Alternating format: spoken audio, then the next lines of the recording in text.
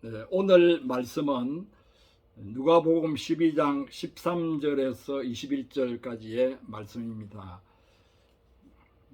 제가 본문 말씀을 읽어보겠습니다. 무리 중에 한 사람이 이르되 선생님 내 형을 명하여 유산을 나와 나누게 하소서 하니 이르시되 이 사람아 누가 나를 너희의 재판장이나 물건 나누는 자로 세웠느냐 하시고 그들에게 이르시되 상가 모든 탐심을 물리치라 사람의 생명이 그 소유에 넉넉한 데 있지 아니하니라 하시고 또 비유로 그들에게 말하여 이르시되 한 부자가 그 밭에 소출이 풍성하며 심중에 생각하여 이르되 내가 곡식 쌓아둘 곳이 없으니 어찌할까 하고 또 이르되 내가 이렇게 하리라 내 곡간을 헐고 더 크게 짓고 내 모든 곡식과 물건을 거기 쌓아두리라. 또 내가 내 영혼에게 이르되 영혼아 여럿을 물건을 많이 쌓아두었으니 평안히 쉬고 먹고 마시고 즐거워하자 하리라 하되 하나님은 이르시되 어리석은 자여 오늘 밤에 너의 영혼을 도로 찾으리니 그러면 너 준비한 것이 누구의 것이 되겠느냐 하셨으니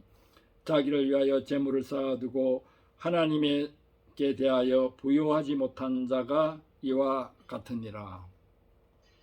15절 말씀 그들에게 이르시되 삼가 모든 탐심을 물리치라 사람의 생명이 그 소유에 넉넉한 데 있지 아니하니라. 삼가 모든 탐심을 물리치라 하는 제목으로 오늘 말씀을 생각해 보겠습니다. 우리 신앙생활에 있어서 물질관도 참으로 중요합니다. 그래서 말씀을 통해서 우리의 물질관이 어떠해야 되는가에 대해서도 많이 고민을 하게 됩니다. 또 11조와 헌금에 대한 성서적인 이해는 어떤 것인가에 대한 문제도 학자적인 자세로 고민하게 됩니다. 오늘 본문의 말씀도 물질관과 관련된 말씀입니다. 13절에 보면 아버지 유산 문제로 형과 다투고 있는 사람이 나옵니다. 그 사람이 예수님께 간절히 부탁했습니다. 선생님 내 형을 명하여 유산을 나와 나누게 하소서. 이 사람이 얼마나 답답했으면 예수님한테까지 와서 이런 문제를 부탁하겠습니까? 형제 사이에 이런 문제가 있다는 것은 사실 창피한 일입니다. 형제끼리 재산 문제 같은 것으로 다투는 것을 고사성어로 자두연기라고 합니다. 자두연기. 이 말은 무슨 말이냐면은 콩깍지를 태워 콩을 삶는다는 뜻입니다. 콩깍지와 콩은 원래 한 뿌리에서 나왔습니다. 그런데 서로 지지고 볶고 하면 둘 다 상처를 받고 망하기 쉽습니다. 본문의 집안은 아버지가 유언을 정확하게 해놓지 않고 돌아가셨는지도 모릅니다. 큰 자식에게 재산 분배를 맡기고 돌아가셨을지도 모릅니다. 아버지가 큰 자식에게만 유산을 남기고 돌아가셨더라도 동생의 입장에서는 형의 선처를 바랄 수도 있습니다. 동생은 처음에는 집안 망신을 당하지 않으려고 유산 문제를 형하고만 은밀히 의논하며 해결하라고 했을 것입니다. 싸우더라도 다른 사람들이 보지 않는 데서 싸우려고 했을 것입니다. 그런데 형이 워낙 욕심이 많아 동생에게는 조금도 양보하지 않겠다고 고집을 부립니다. 동생은 일가 친척들의 도움을 청해 보았지만은 형의 마음을 바꾸지는 못했습니다. 그러다가 자기 형이 예수라는 사람에 대하여 좋게 이야기하는 것을 들었습니다. 예수님을 선생님처럼 여기며 존경한다고도 말했을 수도 있습니다. 동생도 예수님께 와서 그 말씀들을 들어보니 과연 지혜로운 말씀들이었습니다. 형이 다른 사람 말은 안 들어도 예수의 말씀은 들을 것 같은 생각이 들었습니다. 동생은 예수님께 와서 말씀을 들으면서도 유산 문제로 머릿속이 꽉 차 있었기 때문에 예수님을 내세워 형의 마음을 돌려볼 궁리를 했습니다. 나쁘게 말하면 예수님을 이용해서 자기에게 유리한 방향으로 문제를 해결해 보려고 했던 것입니다. 사람이 어떤 문제 해결에만 집착하면 주변의 모든 사물들이나 사람들이 자기 문제를 해결하는 데 얼마나 이용 가치가 있나 하는 생각에만 빠지기 쉽습니다.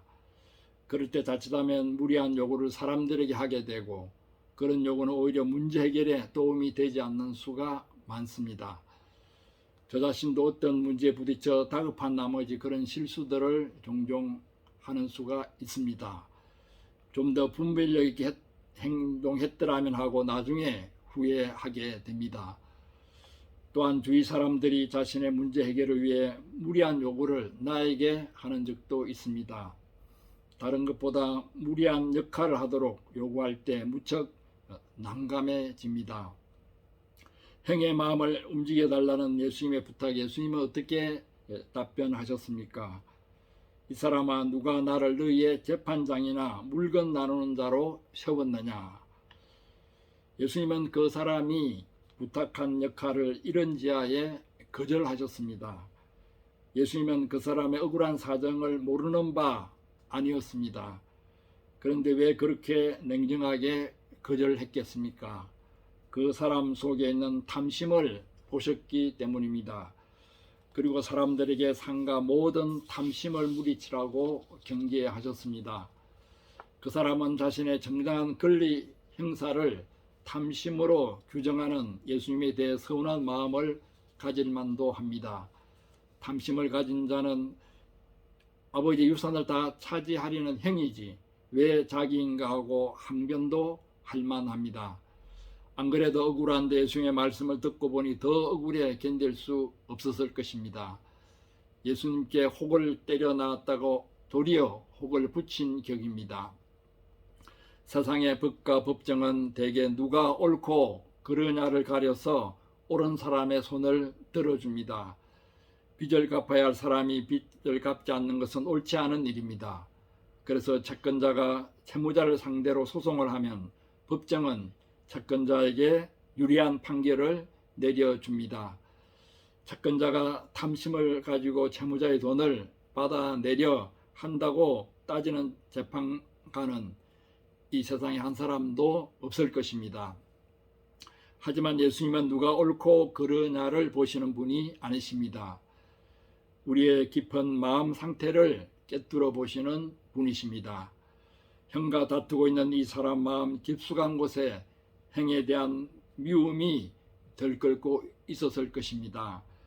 너무도 억울하고 분하여 형을 죽일 수도 있는 마음이 이 사람 마음 속에 있었는지도 모릅니다. 형이 자신에게 돌아올 모든 것을 다 빼앗아갔다고 호소하는 이 사람의 마음 속에 형보다 더한 욕심이 도사리고 있을 수 있습니다. 만약 이 사람이 형의 위치에 있었다면 지금 형보다 더 지독하게 자기 것을 챙기려고 했을지 모릅니다. 하지만 이 사람은 자기 자신의 마음을 잘 모르고 예수님의 말씀이 너무 가혹하다고 억울해할 수도 있습니다. 요즘 시대가 시대인 만큼 본문의 이 사람처럼 돈 문제, 물질 문제, 이전에 지냈던 사람들과 그러한 문제들로 분쟁에 휩싸여 있는 경우가 많습니다. 오래전 아내와 저는 이상하게도 이런 물질 문제에 얽힌 적이 있습니다. 아내는 친한 후배에게 그동안 공무원 생활을 하면서 벌었던 돈의 액수에 맞먹는 그에게 돈을 떼어서 소송도 하고 마음고생도 많이 했습니다. 저는 어느 출판사가 부도가 나는 바람에 1억 원 가까운 인세를 받지 못해 난감하기도 했습니다. 친척들도 어려울 때 돈을 빌려가서 수천만 원 정도는 그냥 울컥해 버렸습니다. 아내와 저는 억울하고 분한 가운데 있었지만은 하나님은 두 사람의 마음 속에 도사리고 있는 물질에 대한 탐심을 도려내는 훈련을 하셨습니다. 우리는 이 본문의 사람처럼 주님 그 사람들을 명하여 우리에게 빚을 갚게 하소서 하고 기도하면 주님은 이렇게 말씀하시는 것 같았습니다. 누가 나를 빚을 받아주는 해결사로 세웠느냐? 나아가서 오히려 더욱 서운한 말씀을 하셨을 것입니다. 삼가 모든 탐심을 물리치라. 여기서 탐심을 물리치라는 말씀은 원어로 보면은 탐심으로부터 너 자신을 지켜라 라는 의미입니다.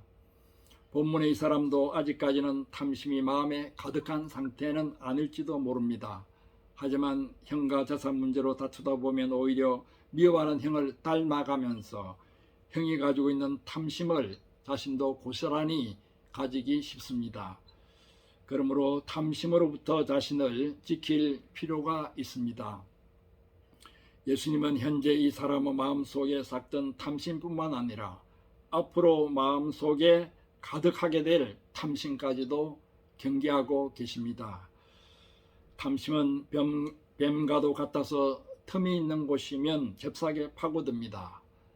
스위스 라브리 공동체의 창시자인 프랜시스 셰퍼 박사는 하지 말라는 율법들을 설명하면서 금지 대상인 욕망의 원천은 한마디로 탐심이라고 분석했습니다.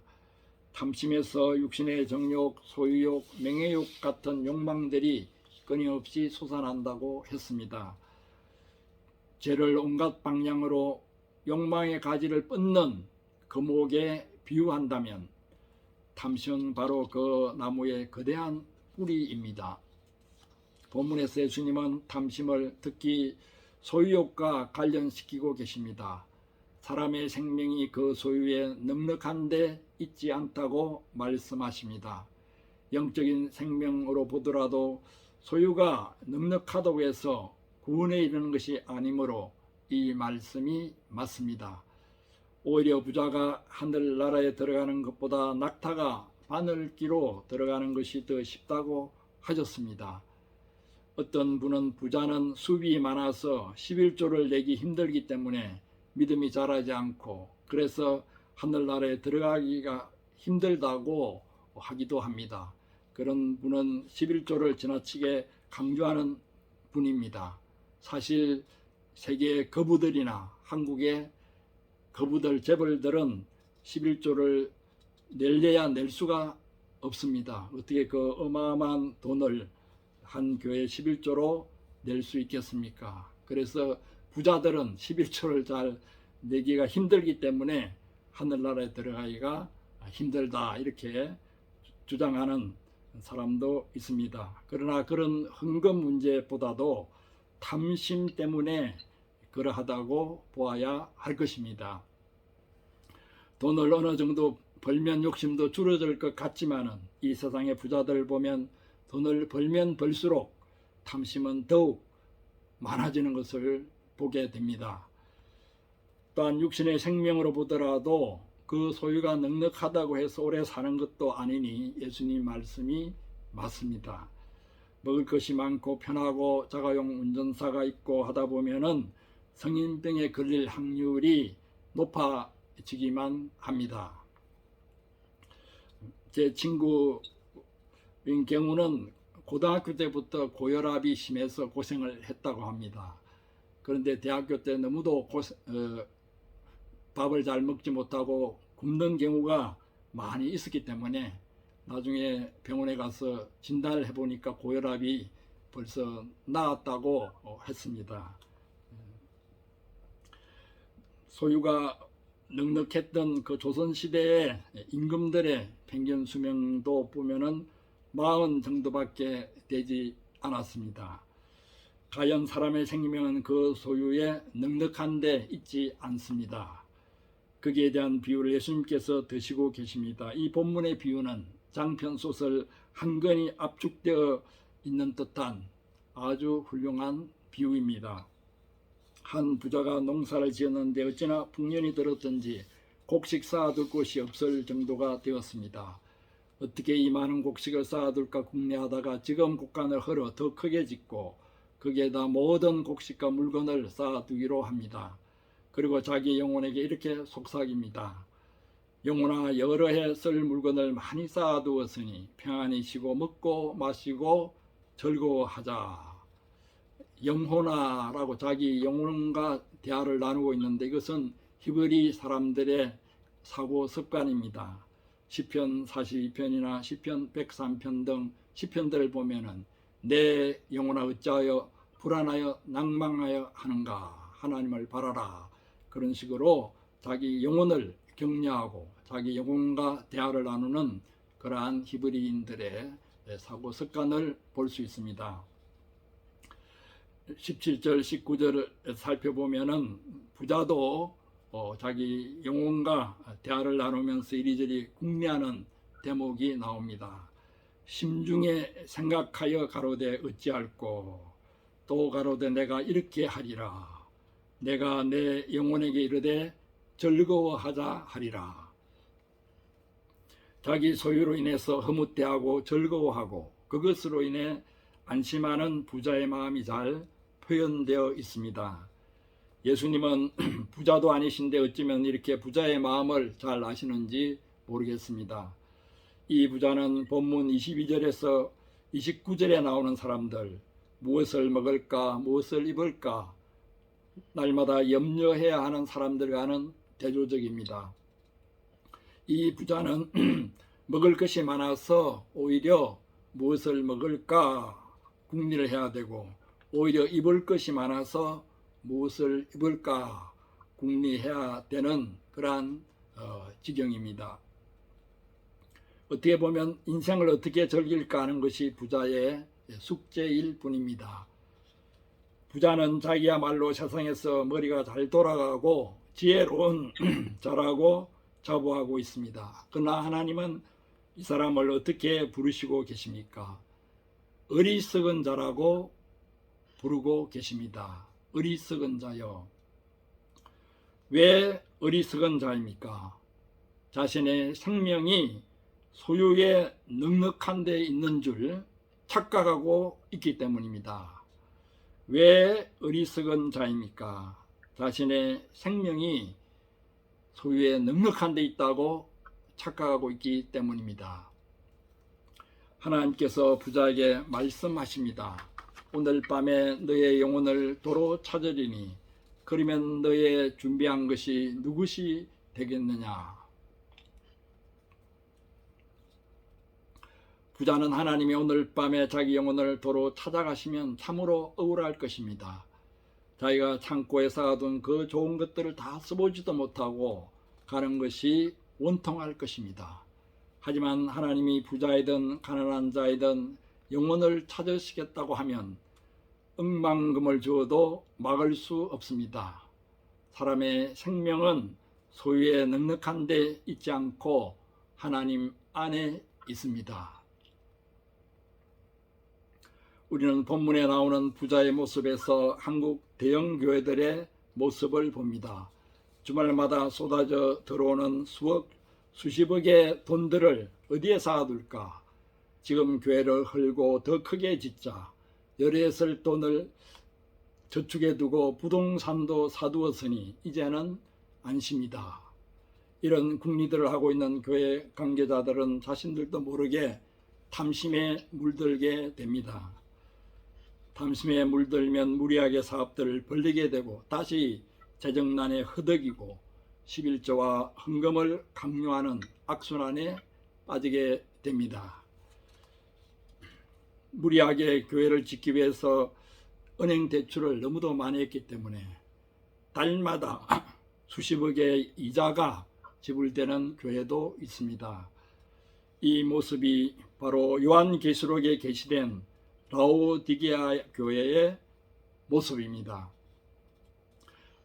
요한복음 3장 14절 17절 말씀, 라오디게아 교회의 사제에게 편지하니 아멘이시오, 충성되고 참된 증인이시오, 하나님의 창조의 근본이시니가 이르시되 내가 너의 행위를 아노니 내가 차지도 아니하고 뜨겁지도 아니하도다. 내가 차든지 뜨겁든지 하기를 원하노라.